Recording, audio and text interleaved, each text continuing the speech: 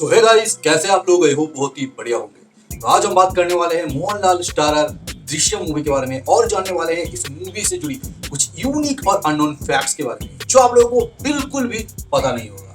चलिए वीडियो को शुरू करते हैं। लेकिन अगर आप मोहनलाल जी और दृश्यम मूवी के बहुत ही डाई हार्ड फैन हैं तो इस चैनल को एक लाइक करके सब्सक्राइब जरूर करें। तो चलिए फटाफट शुरू करते हैं। सो फैक्ट नंबर 1 है casting. Mammootty was the first choice. यानी जब ये मूवी बन रहा था, इस मूवी के जो डायरेक्टर और स्क्रिप्ट राइटर है यानी जीतू जोसेफ, जब इस मूवी को लिख रहे थे तब उनके दिमाग में एक ही लेजेंडरी एक्टर था और वो है मामूटी जी। वो चाहते थे कि दृश्यम मूवी मामूटी जी को लेके वो बनाए, लेकिन जब इसका ऑफर उन्होंने मामूटी जी को दिया तो मामूटी जी ऑलरेडी बहुत सारा फैमिली ड्रामा फिल्म कर रहे थे और उसके साथ साथ उनका बिजी शेड्यूल होने के कारण उन्होंने इस मूवी को मना कर दिया था। और उसी के साथ साथ उन्होंने ही मोहनलाल जी का नाम भी सजेस्ट किया था इस मूवी के लिए और फिर ये मूवी मोहनलाल जी के पास जाता है और उन्होंने इस मूवी से हिस्ट्री क्रिएट कर दिया है। अभी दृश्यम मूवी का नाम नहीं जानता ऐसा बहुत ही कम फिल्म लवर होंगे और मेरा तो फेवरेट मूवी दृश्यम ही है। फैक्ट नंबर 2 है real life family dispute inspiration. यानी अगर आपको लगता है कि दृश्यम मूवी का जो कहानी यानी स्टोरी है वो एक फिक्शनल स्टोरी है तो आप लोग गलत हो, क्योंकि इस मूवी का जो स्टोरी है वो एक ट्रू इवेंट से इंस्पायर है, जहां पर दो फैमिली के बीच में बहुत सारा विवाद होता है, जहां पर एक लड़की और एक लड़का इन्वॉल्व है और उसी स्टोरी को थोड़ा सा मॉडिफिकेशन देके जो इसके स्क्रिप्ट राइटर है यानी जीतू जोसेफ ने दृश्यम मूवी का स्टोरी लिखा है। और ये जो कहानी है यानी ओरिजिनल कहानी वो टाइम्स ऑफ इंडिया में भी रिलीज हुआ था और वहां से ही इंस्पिरेशन लिया था जीतू जोसेफ ने। फैक्ट नंबर 3 है the devotion of suspect x. ये एक उपन्यास है जिसके ऊपर चोरी का आरोप लगाया गया था। यानी जब जीतू जोसेफ इस मूवी को बना रहे थे तब इस मूवी के स्टोरी को लेकर बहुत ही मशहूर निर्माता प्रोड्यूसर कह सकते हो यानी एकता कपूर जी ने एक लीगल आईनी नोटिस जो है वो इस मूवी के निर्माताओं को भेजा था और उन्होंने ये दावा किया था कि ये जो स्टोरी है ये ओरिजिनल स्टोरी नहीं है, इसको चोरी किया गया है, वो भी एक जापानीज उपन्यास से। और इसके बाद ये जो केस है ये कोर्ट में जाता है और कोर्ट में इसको टोटली खारिज कर दिया जाता है।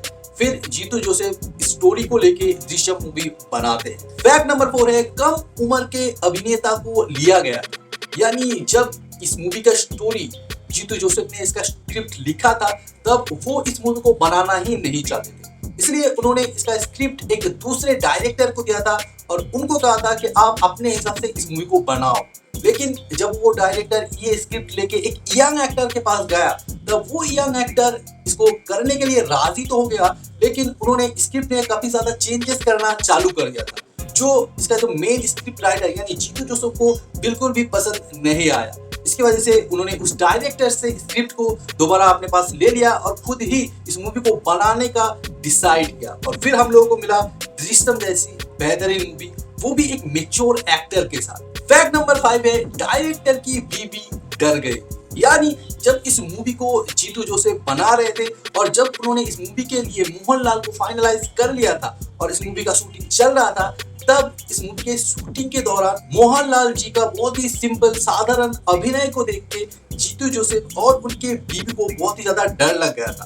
उन्होंने सोचा था कि ये मूवी शायद एक फ्लॉप मूवी साबित होगा और ये मूवी थिएटर में नहीं चलेगा और उन्होंने जितना भी पैसा इसमें लगाया है वो वेस्ट ही जाने वाला है। लेकिन जब ये मूवी थिएटर में रिलीज हुआ उन्होंने थिएटर में ऑडियंस के साथ इस मूवी को देखा तब उनको पता चला कि मोहनलाल कितने बड़े एक्टर हैं, क्योंकि उनकी सिंपल एक्टिंग में भी बहुत ही ज्यादा इंटेंस हम लोगों को दिखाई देता है और शायद इसीलिए ये मूवी इतना बड़ा मूवी बन पाया है। फैक्ट नंबर 6 है टाइटैनिक का रिकॉर्ड तोड़ दिया। यानी ये एक ऐसा इंडियन मूवी है जो हॉलीवुड मूवी टाइटैनिक जो 1997 में आया था उसका भी रिकॉर्ड तोड़ चुका है।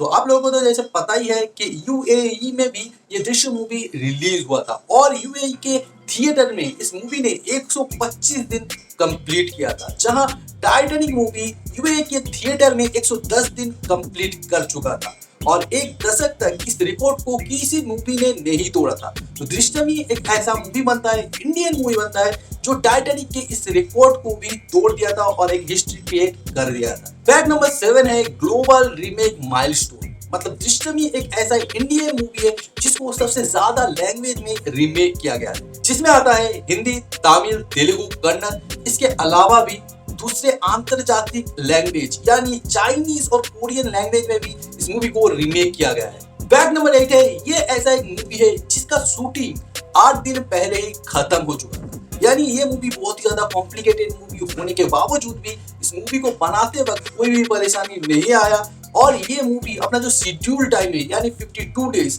उससे भी बहुत दिन पहले यानी 8 दिन पहले 44 डेज में ही मेकर्स ने इसको बना लिया था, जो बहुत बड़ा एक अचीवमेंट है।